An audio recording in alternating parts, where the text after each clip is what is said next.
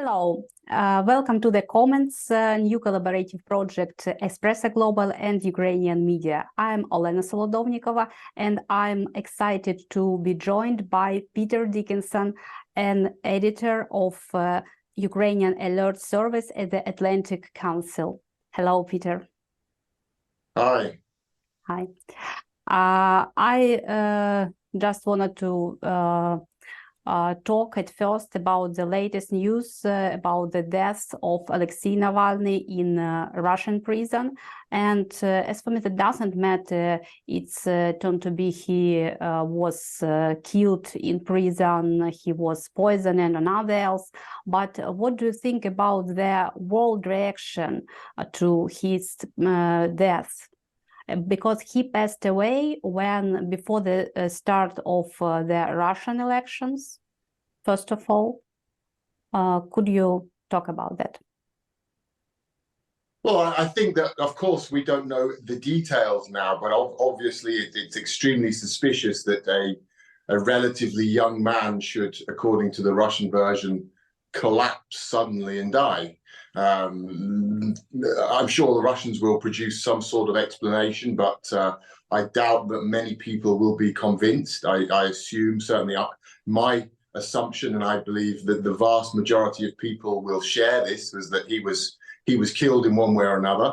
I think this death speaks of the sense of confidence in the Kremlin, how confident Putin is now that he's winning the war in Ukraine and that he's winning the war against the West. So he does not have to fear the Western reaction.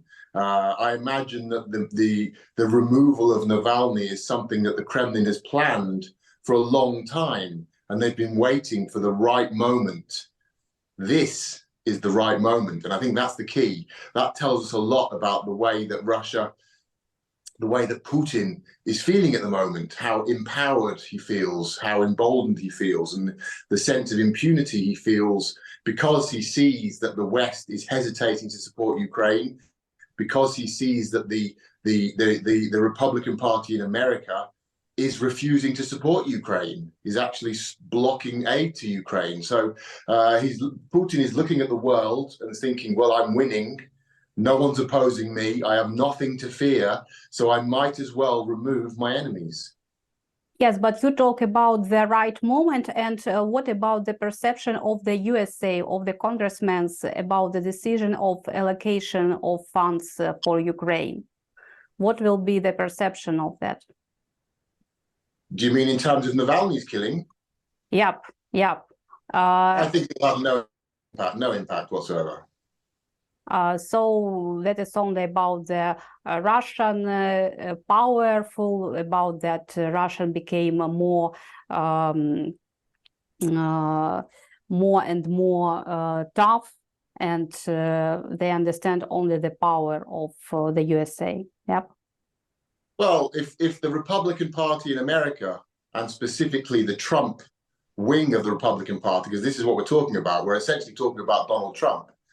If he is not convinced by the biggest invasion in Europe since Adolf Hitler, if he's not convinced to act because of this invasion and the deaths of hundreds of thousands of people, I don't think the death of a single Russian dissident in prison is going to change his mind.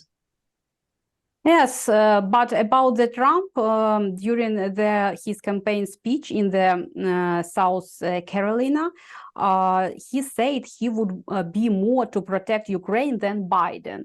What made him change his mind, or he make flip-flop, or what game does he play? Well, I think he's just making a statement there to try and deflect attention. Everybody knows that the block on aid in Congress is Trump's personal doing. Many of his own supporters say so directly. They've all said it's him. So now he's trying to avoid this somehow by saying, actually, no, I do support Ukraine, but I have issues about the border. I have issues about US debt, other excuses. But it's quite clear that Trump does not want to support Ukraine. We also see Putin saying, I don't support Trump now. Again, playing the same game, but it's very clear that Trump is siding with Putin and Putin is siding with Trump. Yes, I'd like to ask you about the reaction of the world to the interview of Putin to Carlson. What is your stance on it? What signs Putin gave to the USA, to all the other West? Well, I think it was a very useful experience, actually. It was a very useful exercise. Before it happened, I was worried that it would become a dangerous propaganda tool, that the Russians could use it very effectively to promote, the most dangerous disinformation about the war. But actually, Putin, for whatever reason, maybe again because he's just totally detached from reality, chose to give a very long and very boring history lecture. Now, if you watched the interview, yes, I watched. Unfortunately, I watched. Many of us unfortunately watched it, but we had to. But if you watched it from the beginning, it was very clear from the very first question. Tucker Carlson tried to steer Trump into blaming Putin tried to steer Putin into blaming America, blaming NATO. He said, well, it was them, right? It wasn't it them? He was giving what we call a very leading question. He was encouraging Putin to say, yes, it was NATO. And now I'll tell you why it's all America's fault. That was the purpose of the interview. And Tucker didn't mess around. He didn't try and hide it. He began immediately by saying this. That was his first question. It was America, it was NATO. And Putin said, well, actually, I have a different idea. And he started with this massive history lecture. Now, the history lecture itself was, of course, largely false, largely fake. It was full of outrageous lies and omissions and distortions. But really, that's not the main thing. I think that's kind of expected from Putin, that he's going to give a very distorted view of history. I think the main thing was, the most important thing, and I've spoken to some people about this who are not experts on the subject but watched the interview just because they were interested in seeing the spectacle.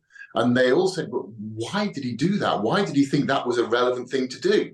They were shocked that someone in that position would use this opportunity to go on a rant about things that happened, hundreds or even thousands of years ago, which are clearly not relevant to today's events. The idea that any war in the 21st century can be justified by events that happened in 1654 or 861 or whatever is absurd.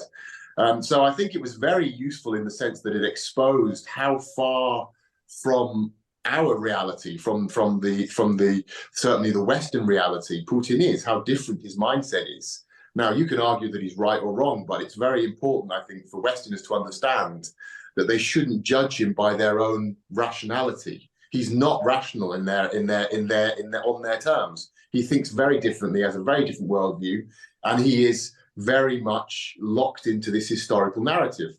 So it was extremely useful in that sense, and I think that's why now we're seeing both Tucker Carlson and Putin himself trying to distance themselves a bit from this, to say, well, wasn't so good, wasn't so impressive, wasn't really it didn't go the way we wanted it to go, because they understand how damaging it was. And I think the final point I would make would be that, again, coming back to this NATO idea, that the main argument that Russia's apologists in the West have had since the war began has been this idea that, well, it's the West's fault. They've tended to say, yes, it's not good what Russia's doing. Obviously, it's not good that Russia is killing hundreds of thousands of people and destroying whole cities. We don't approve of that. But fundamentally, it's the West's fault. It's NATO's fault. It's America's fault. That's been their message. And Putin basically torpedoed that message, destroyed that message, and said, well, actually, it's not about NATO. It's not about the West. It's about history. And it's about the fact that Ukraine is mine. Ukraine belongs to Russia. And I have every right to go in there and take it over because it belongs to me historically. Now, that is a very different narrative, and it's not something that many people in the West would support. So in that sense, it was a real victory for the Western narrative, or simply for common sense, I would say. And in terms of NATO, John Bolton said that Trump pulled tried to pull the USA from NATO in 2018. And how do you estimate the risks that if he wins elections, he will pull the USA from the NATO? And what will be there with the world order in this case? Well, this is a risk, but I think it's something that people don't fully understand yet. They don't fully understand how big the risk is. The U.S. Congress recently passed a bill, passed a legislation saying that the president does not have the authority to unilaterally remove the US from NATO. Clearly aimed at Trump, clearly because they see that he may well become president and they're afraid that he will try and do this. So they're trying to legislate against that, to block that, to create barriers to prevent him from being able to do that. But that's not really the issue. NATO is based on deterrent, and it's based on the belief that NATO will act, that the United States, first and foremost, will act on Article 5 of the NATO Constitution, which obliges all countries to defend any member which is under attack. That's the fundamental principle on which NATO, that's the foundation on which NATO stands, on which NATO is built. It's the whole point of NATO. Now, Trump can keep America in NATO, but if he doesn't act on Article 5, if he hesitates, if he says, well, let's see, if, for example, Russia instigates unrest in Narva or some other Estonian or Latvian border city and says, oh, it's not us, it's some local people, we don't know who they are, little green men scenario, Crimea scenario, Donbass scenario. They'll instigate a little bit of upset and then they'll say, well, Russians are being killed. Well, we have to act. So in we go. Well, we're not here to occupy, we're just here as peacekeepers, etc., etc. They'll go on very slowly. Russia won't launch a massive invasion. They won't do what they did in 2022 in Ukraine. They'll do what they did in Crimea or what they did in Donbass in 2014 or something similar to that. And then the challenge will be to NATO, do we start a war with Russia over this? And that's when Trump will come in and say no. And at that point, NATO ceases to be a realistic and a functioning military alliance, because the founding principle of NATO, Article 5, the defense of one is the defense of all, will have been shattered. So that's all he needs to do. He doesn't need to withdraw from NATO. He doesn't need to pull America officially out of NATO. He needs to discredit NATO. And he's quite capable of doing that. He's very capable of doing that. All it will require is provocation from the Russian side. Now the West actively reinforcing their military system, and I have especially I have a feelings that okay, West supporting Ukraine, but a little bit they gave us a little bit ammunition because they need time to provide their own ammunition for their protection. What do you think about that? Do you agree?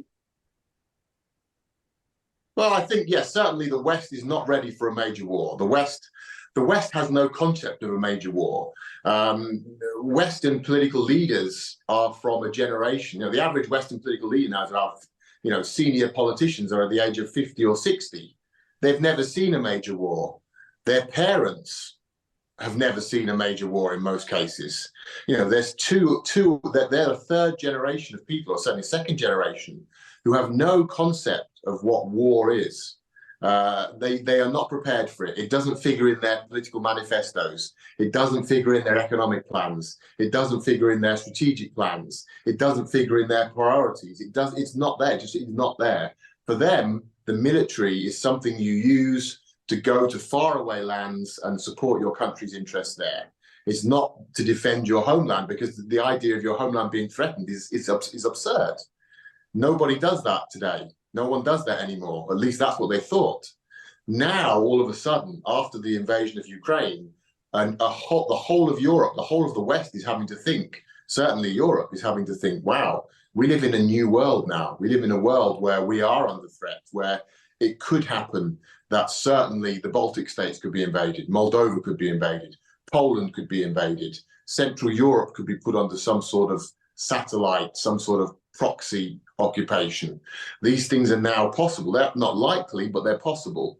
It's still unlikely that Russia would physically invade Western Europe, frankly, but it's quite believable that Russia could launch some military operations against Central Europe and Eastern Europe.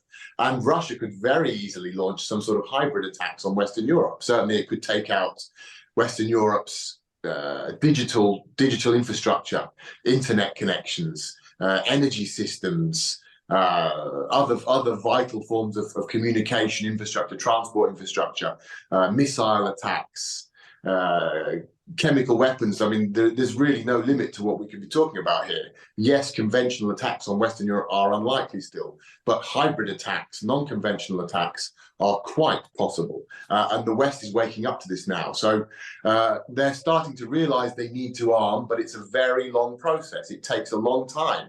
They have to build factories. They have to build political consent amongst their electorates. Because the electorate is saying, well, I want a new school, I want a new hospital, I need more money for my brother or my mother or my sister or my daughter. Why are you spending money on weapons? What's the point of this? So they have to explain to them that we live in a different world now. We live in a different world where there's a big threat emanating from Russia. And Russia's threat is encouraging other countries like Iran and China to also become more aggressive. So it takes a long time to manufacture the political consent as well as the physical manufacturing of ammunitions, and it's taking time. We're only now starting to see the results. I think we'll really see a big increase in Western manufacturing of weapons, ammunition and drones as well in 2025. But now, in the modern situation, do you believe that Baltic states could be taken by Russia according to the Crimea scenario, without the blood, only with blind eyes of the West? Is it impossible now? No, it's very possible. It's very possible. I think the difference would be that they would fight back firmly.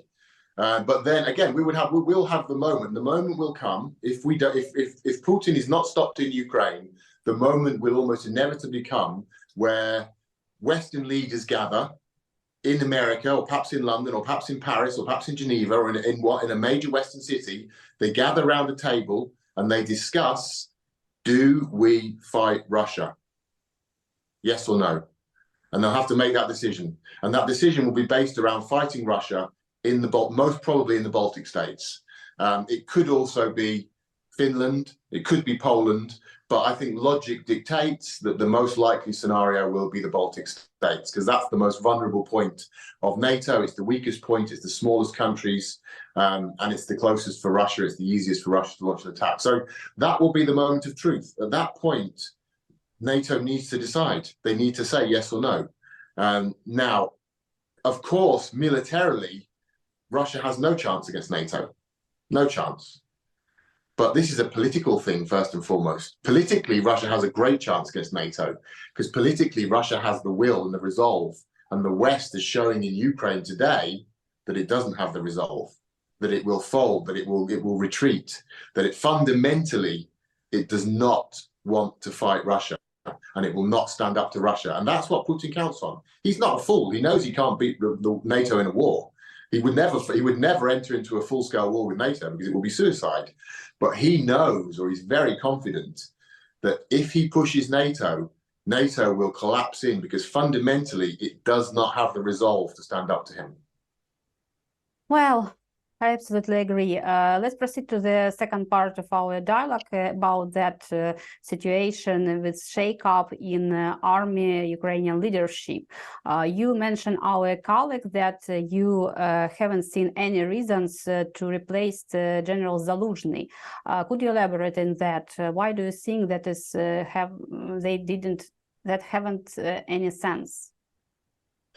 Well, I perhaps not any reason would be an exaggeration, but I don't think there's any obvious reasons why from a purely military point of view, why he should be removed. I think his handling of the war has been broadly extremely good. He's been highly commended by those within the military in Ukraine who work with him and under him, who've said that who've given his leadership very high marks. Ukraine's international partners have also been very generous in their praise of Zaluzhny's leadership. So I think, of course, we look at the counter-offensive last year, we look at the failure to make any breakthroughs, the disappointment there that caused. Whenever a military operation is not successful, there's always going to be a lot of blame to share around. Zaluzhny is the commander-in-chief. Of course, he must take a lot of the blame for that. But I think that fundamentally, most people looking at there, most objective observers looking at that will say, yes, mistakes were made here, mistakes were made there, but Ukraine simply did not have the resources, were not provided with the tools by the country's Western partners to achieve the objectives they sought to achieve. So although Zaluzhny is certainly not without blame, there are other factors here that played a bigger role. So I think there's no obvious reason why you would want to remove him from his position on purely military terms. However, it was becoming increasingly clear in recent months that there was a clash, there were tensions between Zaluzhny and the presidential office. Now, we can debate why that was, what the root of those problems were. Was it that Zelensky was jealous? Was it that he saw Zaluzhny as a threat? Was he angry because Zaluzhny was making statements in the international media that were not sanctioned and that were contrary to his own positions? Now, there may be a lot of different factors. They may have all been factors. But I think if you break it down, at the end of the day, Zelensky is the president. He is the supreme commander. He needs to have a commander-in-chief who he can trust 100%. And it seems that trust was starting to break down. There was clearly issues there. So I think that perhaps in that sense, it's inevitable that they needed to make a switch. It's not unusual for military leaders to be changed during wars. It happened during World War II amongst the Allies on a number of occasions. It happened, it happens, in fact, in most wars. It's actually quite normal. So, but I think that my point would be there are the purely military factors. It's not clear that it was necessary, but from a political view, from a leadership view, probably it was actually something that was coming for a while and was perhaps necessary. And according to the polls conducted this week, in the presidential election in Ukraine were to be held today, Valery Zaluzhny would get 38% of voters and Zelensky 16% of voters. And my question is, what do you think about that General Zaluzhny harbors political ambitions? Does he have these political ambitions in reality? How do you think? Personally, I'm not convinced. I think that it's a kind of myth that's been created by people, and everyone's just kind of accepted that he must have these ambitions. I've seen no evidence of this. He is a career military man. I think he's certainly a patriot. I think he's deeply committed to Ukraine. He's deeply committed to service. But I see no particular indication that he'd like to enter the world of politics, which is very different to the military world. It's not a world that he's familiar with. It's not a world that he would necessarily feel comfortable in. I don't think that's on the cards. I think that there are other political forces who are looking to use him as a figurehead, who understand that he's a very, very popular figure, and they can use him in order to promote their own interests and their own challenge to Zelensky. And perhaps that's what Zelensky and perhaps Zelensky's team were most concerned about. But I don't think there's any particular indications from Zaluzhny's side that he's interested in politics. I think simply he is a very good professional general. He led the country at a time of great crisis very successfully. He achieved a high degree of international renown. And people respect that. People have great gratitude to him personally and great respect for what he achieved. But I think if he did enter into politics, this sort of universal praise that he enjoys now would very quickly disappear. He would very quickly be criticized, as everybody in Ukrainian politics is. Ukrainian politics is a cycle of heroes whose popularity collapses within months usually. You know, if you remember, Poroshenko won the first round of the elections in 2014 with a record score. You know, within months, everybody was attacking him. Zelensky was the great hero. Within months, everyone was attacking him. Yushchenko was the same story in 2004-5. I'm sure the same cycle would happen with Zaluzhny. I mean, that's the nature of Ukrainian politics. And it's not necessarily a bad thing. I don't think we should be in love with our politicians, and I think we should be very skeptical of anyone who wants to be a political leader. And I'm sure that Zaluzhny would be no exception. And what is your stance on Syrskiy? Because he seems to be the very tough man, the very tough approaches, and Politico named him Butcher, even because of his style. He tried to help